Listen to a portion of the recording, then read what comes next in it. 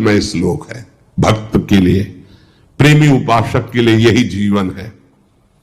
ये सब साधन मार्ग है, पर ये हर संप्रदाय के, हर साधना के उपासक के लिए ये अमृतमय श्लोक है। भगवान इस श्लोक में बोले हैं सुलभा, मैं बहुत सुलभता से उसको प्राप्त हो जाता हूं। जैसे महाप्रभु बोले क्यों न बिन कष्ट रस सिंधु को पीजिए, तो कह रहे तस्याहम सुलभा, मैं उसके लिए सुलभ हूं। सुलभ माने बिल्कुल सहजता से प्राप्त हो जाता हूं। किसके लिए?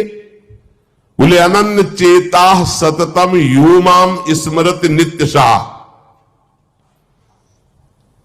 जो मेरा अनन्य चिंतन करता है, नित्य निरंतर चिंतन करता है, बस यही जीवन का लक्ष्य रहा है। गुरु कृपा से बच्चापन में ही गुरुदेव भगवान की बलिहारी यही बात डाल दी थी कि बच्चा निरंतर भजन करने से जो झांकी आती प्रभु, वो मैं शब्द याद है, झांकी आती, तब जानना चाहिए भजन, एक क्षण भी भजन न छूटे। ये संस्कार अगर कहीं भगवान की कृपा से और मार्ग का गुरुदेव उपदेश करते तो एकदम कोरा स्वभाव था वही पड़ता, और भगवान ने जहां जैसे पहुंचाना होता है वैसे ही, जैसे सन्यास मार्ग में भी थे तो हमारी निराकार में रति नहीं थी, गंगाधर भगवान शिव के रूप में आसक्ति थी। अब हमें पता चला कि क्यों नहीं होने दी निराकार में, क्योंकि रूप में ही लाना था उनको कृपा करके, इसलिए निराकार में आसक्ति नहीं होने दी। फिर उनका सारा पहले विधान होता है। गुरुदेव भगवान ने ये पिताश्री से कहा, पिताजी आए और कहा कि ये लड़का बाबा बनना चाहता है स्वामी जी। वो आते जाते थे घर में, तो सैमशी में उस समय स्वामी जी विराजमान, तो उनका पाने छोड़ जाओ, एक हफ्ता बाद ये घर भाग जाएगा, या फिर हम एक हफ्ता बाद मंत्र दे देंगे, तब जान लेना कि साधु बन ही जाएगा। तो स्वामी जी जैसी आपकी इच्छा छोड़ के गए। एक हफ्ते जो है गुरुदेव भगवान ईंट ढोवाना, झाड़ू लगवाना, बड़े कार्य करवाना, और जैसे पेड़ा आदि आते सबको बांटते, हमें एक भी पेड़ा नहीं देते। शाम के एक बार भोजन की अनुमति पाल, 7 दिन तक चुपचाप शेष। फिर कहा अच्छा कल गंगा नहा के आ जाना, मंत्र दे देंगे।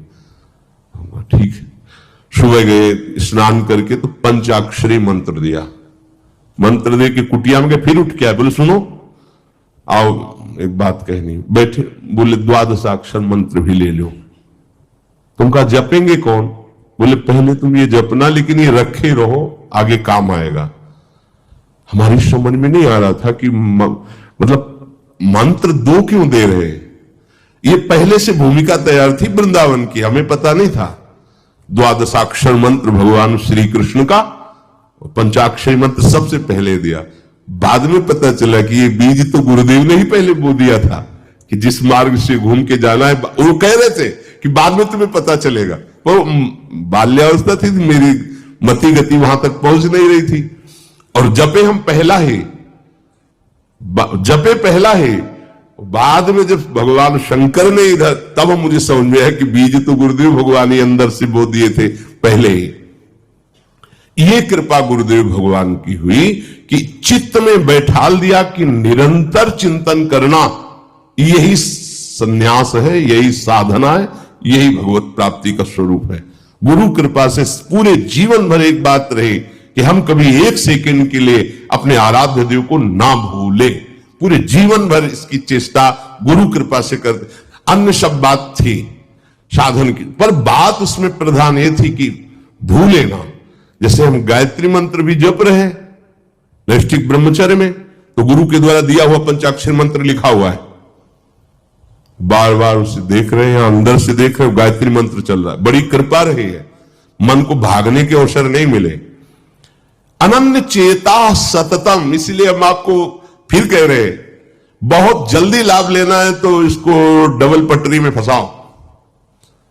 यह जो एक मन बहुत ठोर कर कह कर उसने सच पायो, बहुत जगह नहीं लगता है कि एक प्रभु में लगाओ फिर संसार में, प्रभु में ही 2 जगह लगा दो। बड़ी चतुराई से इसे फांसा जाता है।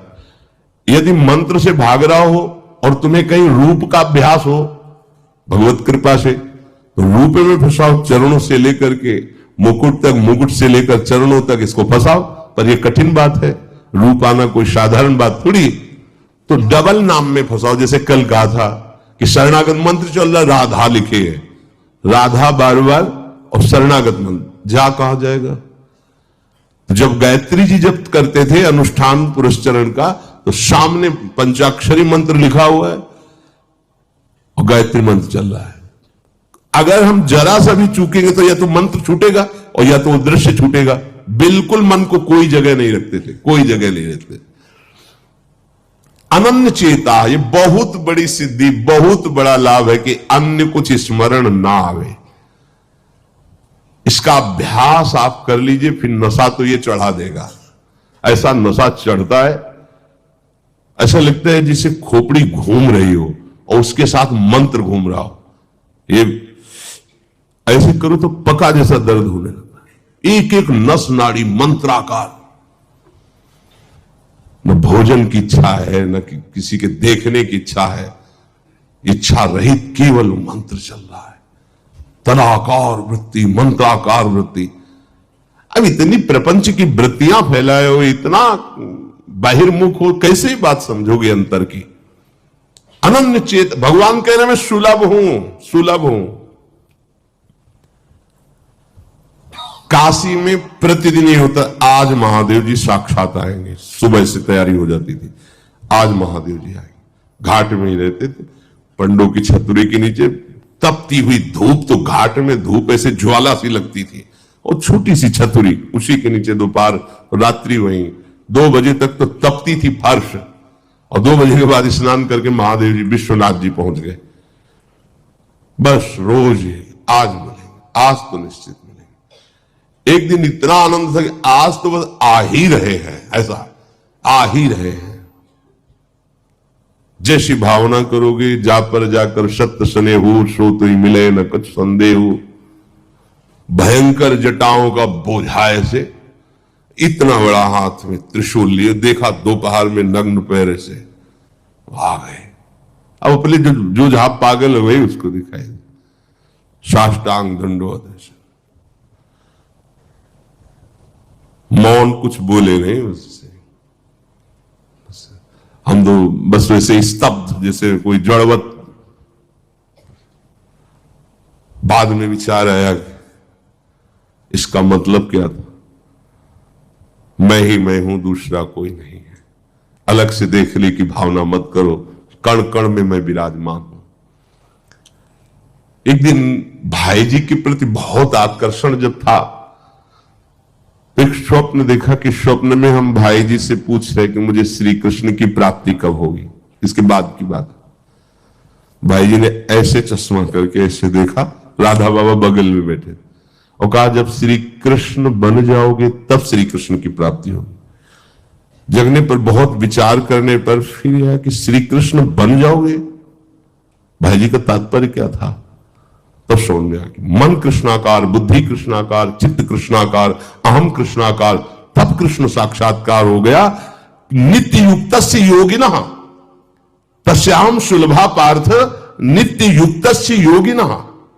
नित्य युक्त हो गया जिसका चित्त प्रभु को छोड़कर किसी भी भोग भूमि में, किसी भी ऐश्वर्य में, किसी भी सिद्धि में। जैसे किसी को लगता है कि ये चमत्कार दिखाना, कोई भी चमत्कार दिखाना बहुत कठिन बात है। अगर भगवत दर्शन का लक्ष्य ना हो, भगवत प्राप्ति का लक्ष्य ना हो, तो कोई भी चमत्कार ऐसे करने में है कोई बहुत बड़ी बात मत समझ। बस ये है कि इधर अगर स्वीकार किया तो उधर गेट बंद हो जाएगा, इसीलिए पिट जाते हैं, गाली सुन लेते हैं महात्मा जन, लेकिन प्रयोग नहीं करते अपने भजन का और प्रभु के पास जाते हैं। ऐसा ना समझे ना कि वो चमत्कार पीछे घूमते हैं। केवल बस एक बात है कि अगर इधर लगे तो उधर का गेट बंद हो जाएगा। तो इतनी दुर्लभ बात बनने जा रही है, किसी को प्रमाणित करने के लिए कि हम महात्मा, हम भजनानंदी, हम चमत्कारी है, अपना गेट बंद करवा ले तो मूर्खता ही होगी ना। यहां क्या होगा, वाह वाह हो जाएगा, बस उसके आगे क्या होगा, फिर वही प्रपंच। तो ये जो ब्रज के महात्मा है, जो भगवत प्रेमी महात्मा है, जो भगवत प्राप्त करने वाले हैं, इनके अंदर चमत्कार के बाप की सृष्टि होती है। ये चमत्कार बहुत ऊपर होते हैं। ये नहीं सोचना चाहिए कि इनमें भजन होता तो उसने 2 थप्पड़ मारे भस्म कर देते। भजन का जानते हो, भजनानंदी का 2 थप्पड़ मारा है, तुम्हें निश्चित भगवान की प्राप्ति हो, तुम्हारा कभी अमंगल न हो, भगवान तुम्हारे परिवार को भी सुखी रहे और तुम आजीवन स्वस्थ रहकर पवित्र बुद्धि के द्वारा भगवान को प्राप्त। ये महात्माओं का बल होता है। महात्माओं का बल थोड़ी होता है किसी ने गाली दिया, मार दिया, जा भस्म हो जा। ये भस्मासुर थोड़ी होते महात्मा है, भाई भस्म कर दिया, नष्ट नहीं। साधुते हो न कारज, तब भगवान उनके अधीन होते हैं। ये चमत्कार ये न सोचो कि भजन करते होते तो फिर चमत्कार, या ये गाड़ी घोड़ा रुपया पैसा चमत्कार, ये पापियों के पास भी है। ये तो प्रारब्ध का खेल है, प्रारब्ध बदला, ऐसे से ऐसे हो गया, इनका कोई महत्व नहीं है। महत्व है नित्य युक्तस्य योगिना, तुम्हारा चित्त निरंतर आराध्य देव में युक्त है कि नहीं। किसी भी ऐश्वर्य, किसी भी भूमि, किसी भी पद का कोई भी संबंध, आश्रय, चिंतन नहीं। ये हुआ आनंद चेता। जैसे पतिव्रता स्त्री का मन केवल पति के ही सुख में निमग्न रहता है, पति का चिंतन, पति की बातें, पति वो उसी में मगन रहती है। पति के सिवाय उसके मन में अन्य किसी पुरुष का राग पूर्वक चिंतन कभी होता ही नहीं। जैसे शिष्य का गुरु के सिवाय कहीं चिंतन नहीं होता, पतिव्रता पत्नी का मन, प्राण, तन सब पति के ही सेवा में, चिंतन में, मनन में। जैसे शिष्य का गुरु के ही तन, उनकी सेवा में मन, उनके आज्ञा के पालन करने में एक एक चेष्टा गुरु की प्रसन्नता के लिए, कोई दूसरा इष्ट शिष्य का होता ही नहीं है। शिष्य का कोई दूसरा इष्ट नहीं होता। ऐसे शिष्य को अपने गुरुदेव में ही भगवान का साक्षात्कार हो जाता है। क्योंकि पर्दा हटा तो देख लिया कि प्रिया प्रीतम मुस्कुराते हुए बैठे। श्री भट्ट देवाचार्य जी के पास जब हरिव्यास देवाचार्य जी आए तो कहा, भगवान हम शिष्य बनना चाहते हैं। तो उनका, तुम्हें हमारी गोद में कुछ दिखाई दे रहा है? तो कहा, ऐसा में कुछ तो नहीं दिखाई दे रहा है। उनका, फिर अभी तुम जाओ गिरिराज जी की 12 वर्ष परिक्रमा करो, राधे राधे बोलो 12 वर्ष। ऐसा ही किया। 12 वर्ष बाद फिर आए, अब कुछ दिखाई दे रहा है? बोले भगवान कुछ नहीं दिखाई दे रहा। बोले जाओ फिर 12 वर्ष करो। कह रहे कि जो शिष्य है गुरु के सिवा और कोई इष्ट रहे हैं, उन्हीं का चिंतन, उन्हीं की आज्ञा, तो वही उसको साक्षात्कार हो जाता है। जब 24 वर्ष बाद आज्ञा पालन करके आए तो देखा प्रियालाल गोद में। बोले अब कुछ दिखा है? हाँ। बोले प्रियालाल महाराज जी विराजमान है, आओ। वही महावाणी के रचयिता श्री हरिव्यास देवाचार्य जी गुरु आज्ञा में एक कदम पीछे ने 24 वर्ष गिरिराज जी की परिक्रमा राधे राधे आए नहीं, जब तक आज्ञा पालन नहीं हुई। आज्ञा पालन साक्षात्कार करने के बाद मंत्र दीक्षा दी। आज्ञा पालन का फल भगवत साक्षात्कार। जो अन्य तरफ मन ले जाता है, अन्य तरफ अपना भाव ले जाता है, वो अनन्य चेता नहीं कहलाता है। अनन्य चेता को भगवान सुलभ हो जाते हैं। सततम यो माम स्मृति नित्यशः। सततम का अर्थ होता है जब आप होश में हैं तो आपका मंत्र या नाम चल रहा हो। नींद खुली, आप जप नहीं रहे, आपको ऐसा कि मंत्र जपना, ऐसा नहीं, चल रहा है। तो सोते में भी चल रहा है। जब आप नींद में गए तो आपका मंत्र चल रहा था, आप सुषुप्ति में हो गए पर आपको पता नहीं। जब जगो तो आप देखो चल रहा है कि नहीं चल रहा है।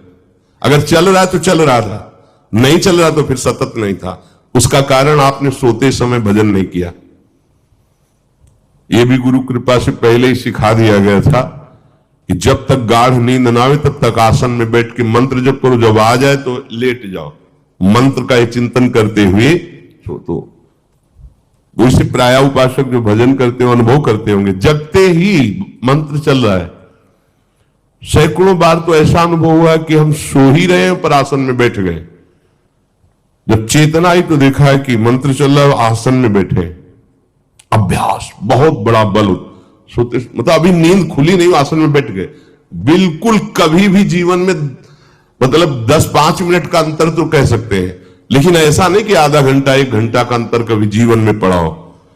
और वो अलार्म कभी जीवन में लगाया नहीं, गंगा किनारे कहां अलार्म। अभ्यास बहुत बड़ी ताकत होती, बहुत। आप सोचो, अभ्यास नहीं तो नेत्र खोल के भी निशाना नहीं लगा सकते, अभ्यास है तो शब्द पे गोली मार देगा, आवाज हुई ठीक वही गोली लगेगी। अभ्यास बहुत बड़ी ताकत होती है। अभ्यास इतना भजन का, सततम योमम स्मृति नित्यशः, बहुत कठिन लग रहा है ये, पर एक बार मन पकड़ लेगा तो बहुत आनंद आएगा। कैसी कैसी आनंद वृत्तियां होती हैं निरंतर भजन करने वालों की।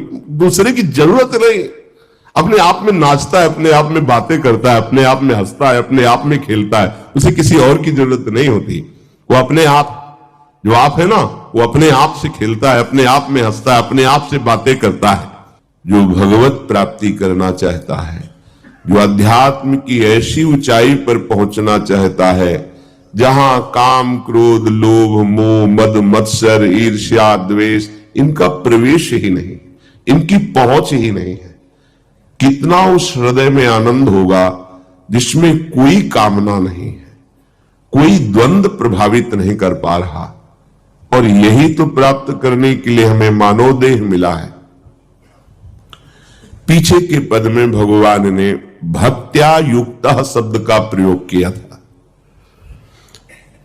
भक्ति युक्त, भक्ति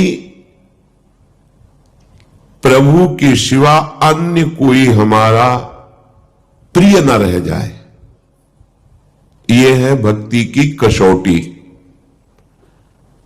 ज्ञान की कसौटी, आत्मरति के सिवा और कहीं रति न रह जाए।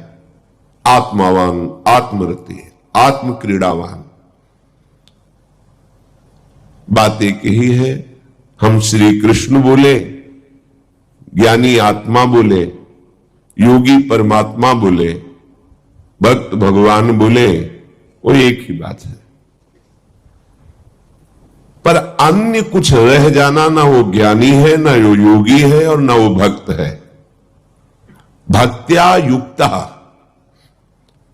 प्रभु के सिवा अन्य कोई सत्ता नहीं, अन्य कहीं महत्ता नहीं, अन्य कहीं अपनापन नहीं, चाहे वो वस्तु हो या व्यक्ति हो या स्थान हो। चराचर जगत में कहीं भी अपनी प्रियता न रह जाए, इसी का नाम भक्ति है। कहने को भक्ति सरल लगती है, पर इसीलिए कठिन है कि सब जगह की प्रेम फांसी को काटकर एकमात्र आराध्य देव से प्रेम करना बड़ा कठिन है। बातें बना लेना बड़ा सरल है, पर अपनी ममता को, आसक्ति को समेट पाना बहुत बहुत कठिन है। कोई बिरला साधक ऐसा होता है जो अपने लक्ष्य की तरफ रखता है, भगवान सामने, सदगुरुदेव सामने, पर ये दुष्ट इंद्रियां और मन जगत को ही पाना चाहते हैं, जगत को ही भोगना चाहते हैं, जगत को ही देखना चाहते हैं। कैसी मलिनता! इसलिए भक्त्या युक्त, बातें केवल कर लेना थोड़ी होता कि हमें भगवत प्राप्ति करनी। भगवत प्राप्ति करनी है तो इसके मूल में सारी बात आ गई कि अब मुझे और कुछ चाह नहीं रखनी, और कोई कामना की पूर्ति नहीं करनी, और किसी से अपनापन नहीं रखना, मुझे प्रभु चाहिए। ये सावधान हो जाइए, आप एकांत में भी भगवान के सामने हैं, आपको हमारे श्यामा श्याम देख रहे हैं। ऐसी भावना से हर समय सजग रहोगे तो पापाचरण बंद हो जाएंगे।